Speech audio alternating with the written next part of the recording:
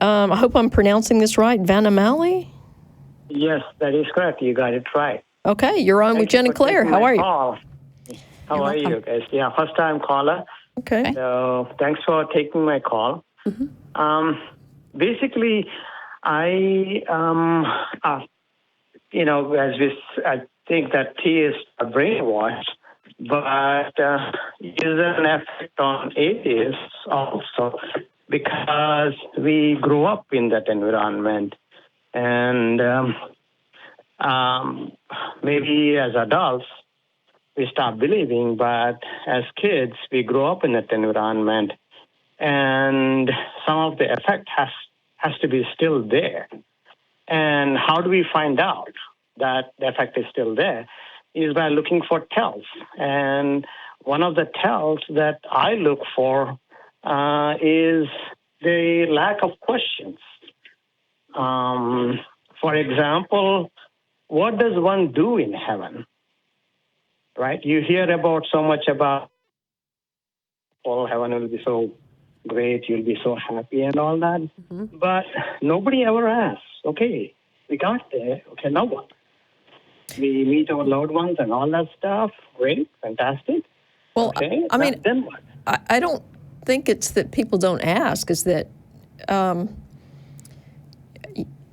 because I've heard people ask a lot of questions, like, for people who were married to someone, their spouse dies and they remarry. When they get to heaven, are they still married to their original spouse, or right. Married to both? And then if their new spouse dies and goes to heaven, are they now married to two people? How does that work exactly? So I mean, I think people have asked, questions like this, but I don't really focus on those kinds of questions because I don't think heaven exists. So well, that's you cannot get anywhere by saying that there is no evidence. I mean, we know there is no evidence.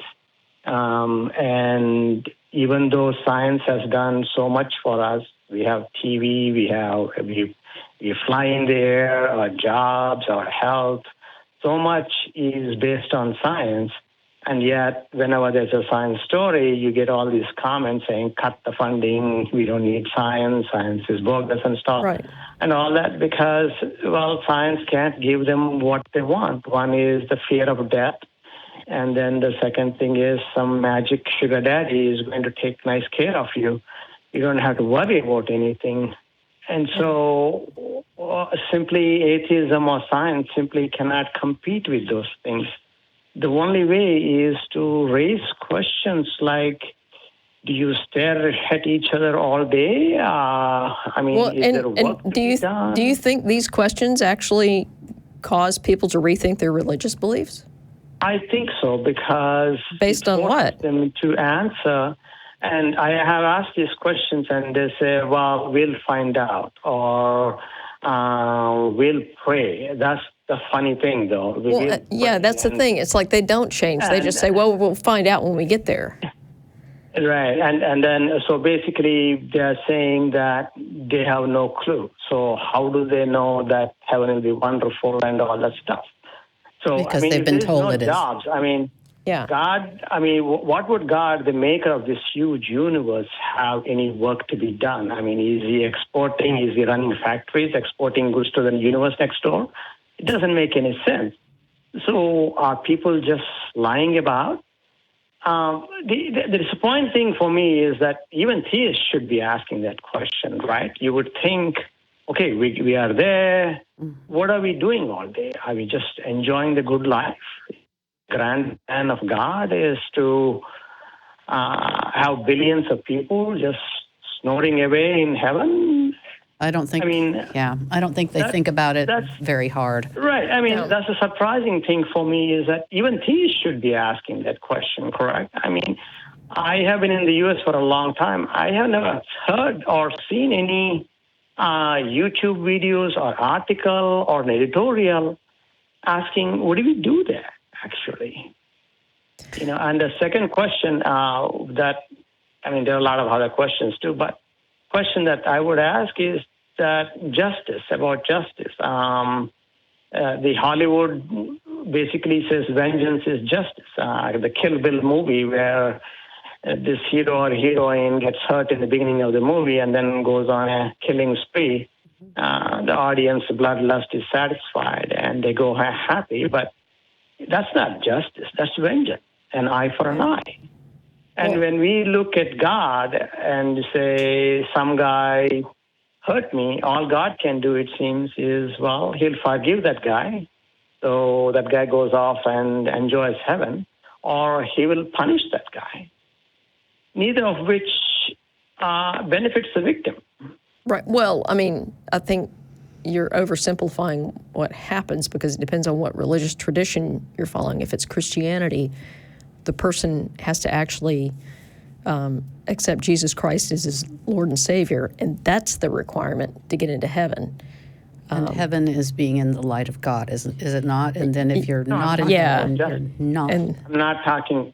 But you're right, it's not justice for the victim. Criminal, right. I mean, the justice is looking at it and going, wait a second. I mean, basically, if you're looking at life on earth here, a victim has more choices than even God. God has only two choices, either forgive the guy or punish the guy, whereas the victim can take him to court.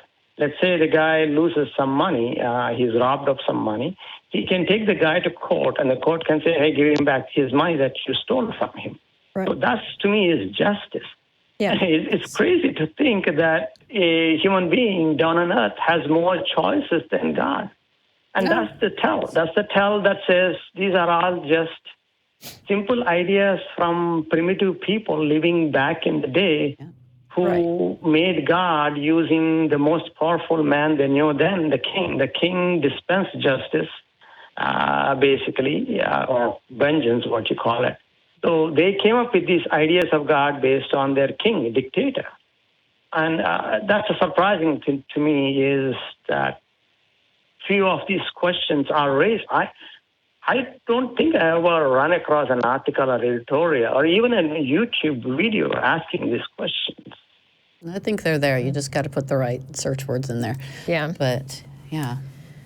Yeah. So I guess the bottom line here is there's not a magic question or a magic series of questions that causes people to, question their religious beliefs or, go down the path of non-belief.